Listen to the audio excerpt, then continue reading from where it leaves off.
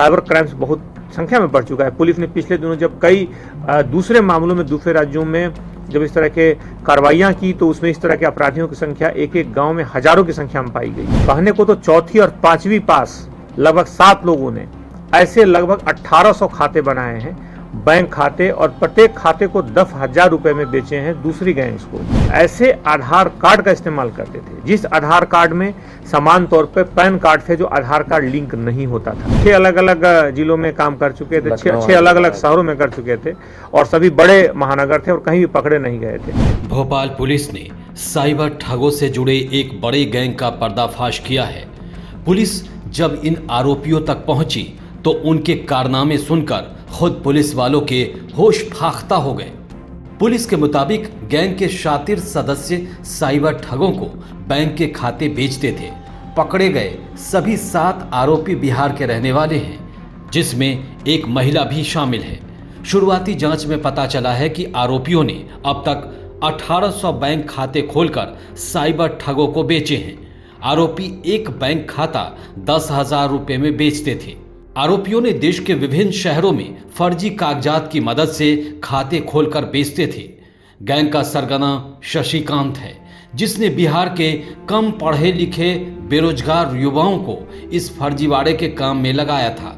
इसमें शशिकांत एक खाते पर 2,000 रुपए अपने गैंग के सदस्यों को देता था। खाते खोलने वाली ये गैंग एक शहर में कुछ महीने के लिए ही किराए का घर लेते थे, जिसमें वो बाकायदा एक कॉल सेंटर बनाते थे। मुंबई, लखनऊ, हैदराबाद, अहमदाबाद जैसे महानगरों में बैंक खाते खोलकर बेचने के बाद पिछले कुछ महीने पहले ये मध्य प्रदेश के इंदौर शहर पहुंचे थे। वहां भी लगभग 400 बैंक खाते खोलकर भोपाल आ गए। भोपाल में पिछले 1-1.5 महीने में ही इन्होंने 120 अलग अलग बैंकों में खाते खोल दिए। मीडिया को जानकारी देने के दौरान भोपाल पुलिस कमिश्नर हरि नारायण चारी ने बताया कि बैंक खाता खोलने के लिए आरोपी बिना पैन कार्ड के लिंक या अनडिलीवर आधार कार्ड उपयोग करते थे। इसमें फोटो बदलकर अपने फोटो लगाकर सिम इश्यू करवाते थे और फिर खुद जाकर बैंक खाते खुलवाते थे। पुलिस के मुताबिक ये बैंक खाते बाद में साइबर ठगों के द्वारा ठगी की रकम लेने के काम आती थी। पुलिस के मुताबिक गैंग अब तक करोड़ों रुपए के बैंक खाते बेच चुकी है। मामले में डाक विभाग, बैंक प्रबंधन सहित कई सरकारी एजेंसियों की भूमिका भी संदिग्ध मानी जा रही है। को लेकर के अवेयरनेस पर काफी बातें हो रही हैं और साइबर क्राइम एक बड़ी चुनौती के रूप में उभरा है। पिछले दिनों भोपाल में भी कई एक डिजिटल अरेस्ट की घटना हुई, जिसमें पुलिस ने एक महत्वपूर्ण घटना में भूमिका निभाई और उसे काफी हद तक उसमें तत्काल फरियादी को उस मनस्थिति से बाहर भी निकाला। उसी कड़ी में एक महत्वपूर्ण घटक साइबर क्राइम का, उस पर हम लोग अभी एक पुलिस को बड़ी सफलता मिली है, जिसमें हम जानते हैं कि जब साइबर क्राइम में किसी के साथ कोई ठगी होती है तो पुलिस के लिए एक बड़ी चुनौती होती है कि उसमें आरोपी की तह तक पहुंच पाना। और क्योंकि उसमें कई ऐसे पैरेलल समानांतर लाइंस चलती हैं, समानांतर रेखाएं चलती हैं, जैसे कि जब पुलिस आरोपी के खाते में पैसों की जब जांच करती है, जब जिससे कॉल आते हैं उस कॉल नंबर को ट्रेस करने की कोशिश करती है, तो अंत में सबका जो निष्कर्ष होता है वो शून्य होता है। उसमें उस नाम का न कोई व्यक्ति मिलता है, न उस नाम का कोई खाता मिलता है। इसलिए हमेशा से अबूझ पहेली है और पुलिस की जांच का एक महत्वपूर्ण हिस्सा है कि आखिर उस तह तक कैसे पहुंचा जाए। उस कड़ी में पुलिस ने एक बड़ी सफलता हासिल की है, जिसमें कहने को तो चौथी और पांचवी पास लगभग 7 लोगों ने ऐसे लगभग 1800 खाते बनाए हैं, बैंक खाते, और प्रत्येक खाते को 10,000 रुपए में बेचे हैं दूसरी गैंग्स को, जिससे देश में अलग अलग जगहों पे इस तरह की घटनाएं होती है। इन्होंने 1.5 महीने में घटनाएं यहाँ पे की हैं, लेकिन ऐसा नहीं कि ये भोपाल में ही की है। इसके पहले लगभग 6 अलग अलग शहरों में इस तरह की वारदातें कर चुके हैं और इसके पहले कि किसी को पता चले, इसके पहले कि किसी भी एजेंसी को इस बात की भनक लगे, वहाँ से रास्ता बदल लेते थे। यहाँ भी अगर अगले 10-15 दिनों में पता नहीं चलता तो ये रास्ता बदल करके और दूसरे किसी शहर में चले जाते। ये वहाँ पर कुछ ऐसे आधार कार्ड का इस्तेमाल करते थे जिस आधार कार्ड में समान तौर पर पैन कार्ड से जो आधार कार्ड लिंक नहीं होता था उसमें, और कुछ दूसरे राज्यों पे ऐसे आधार कार्ड जो अनडिलीवर्ड होते हैं, जिसमें कुछ एड्रेस की त्रुटि हो, कुछ और गड़बड़ी, कुछ इनकी ऐसे लोगों से इनका संपर्क था जो अनडिलीवर्ड जो होते थे आधार, उनको ये मंगवा लेते थे। यानी कि इस कड़िया इस विवेचना में आगे और भी कुछ कड़ियां हैं जिससे पुलिस इस बिंदु की जांच करेगी कि आखिर खाते खुले तो इसमें क्या कोई बैंकिंग संस्था में कहीं कुछ लापरवाही हुई, क्या फर्जी सिम कार्ड मिले किसी मोबाइल नेटवर्क की, हमारी जो कंपनियां हैं जो बहुत सारे, उनमें कहीं कोई चूक हुई।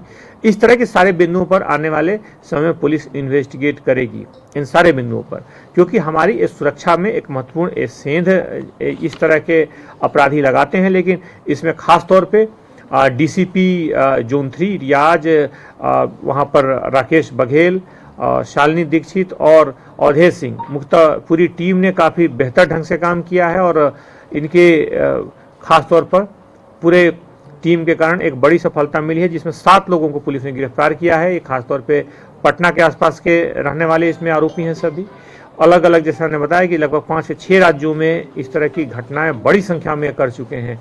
इसलिए पुलिस आगे आने वाले समय में खासतौर पर इस पूरे घटना से जुड़े हुए कुछ बिंदुओं पर जांच करेगी कि आखिर जो सैकड़ों की संख्या में इन्होंने खाते बनाए, सैकड़ों की संख्या में जो मोबाइल सिम निकाले, वो आखिर किन अपराधियों तक पहुंचे, उन अपराधियों में किन किन अपराधों में इस पूरे सिम का और इस पूरे जो संख्या है खासतौर पर खातों की, उनका कहाँ उपयोग हुआ, और आने वाले इनकी कड़ियों से कौन कौन लोग जुड़े हैं, और क्या इन्होंने 5-6 राज्यों के अलावा और भी कहीं बनाया। शुरुआत में इन्होंने 5-6 शहरों की जो बड़े महानगर हैं उनमें उनकी बात कबूल की है, वहाँ से जुड़ी जानकारियाँ दी हैं। उसके अलावा इनमें अगर देखा जाए इनकी रकम, जिसने खातों को इन्होंने बेचा 1800 खातों को 10,000 में, यह रकम करोड़ों में जाती है। इतने रकम को बेचने की संख्या, तो यानी कि जो ट्रांजेक्शन हुए होंगे, जो ठगी हुई होगी, वो और बड़ी संख्या में हुई होगी। तो इस पूरे संख्या पर, इस पूरे जो ठगों का खासतौर पर साइबर अपराधियों के एक महत्वपूर्ण घटक के बारे में जानकारी मिली है। पुलिस ने जो ये खुलासा किया है, इससे सभी कड़ियों को पुलिस जोड़ करके इसमें कार्रवाई करेगी। इसमें अभी जैसे कि कुछ प्रिंटर्स, कुछ 8 मोबाइल फोन्स, खासतौर पे इतने सारे मोबाइल सिम्स सैकड़ों की संख्या में बैंक खाते लगभग मिले हैं। तो इन बैंक खातों सबकी तस्दीक की जा रही है और खास तौर पर हम इस जो संस्थाएं जो खास तौर पर इस पूरे घटनाक्रम से जुड़ी हैं, उन पर भी हम कहाँ चूक हुई उस बिंदु पर जांच करेंगे और उनसे इस बात को हम लोग अगले कुछ दिनों में बुलाएंगे, अगले 2-3 दिनों में, जिसमें उनसे इन सारे कड़ियों पर जहाँ पे अगर चूक हुई है तो बात करेंगे, और किसी की जानबूझ के लापरवाही है तो उसमें कार्रवाई भी करेंगे। सर, भोपाल ही आखिर उनके रहने वाले थे और भोपाल में ही फर्जी दस्तावेज बनाए, क्या सिर्फ दस्तावेज बनाते थे या फिर ठगी भी करते थे फोन कॉल लगाकर? आपका सवाल कुछ इस तरह होना चाहिए कि भोपाल में ही क्यों पकड़े गए क्योंकि इसके पहले वो 6 अलग अलग जिलों में काम कर चुके थे, 6 अलग अलग शहरों में कर चुके थे और सभी बड़े महानगर थे और कहीं भी पकड़े नहीं गए थे।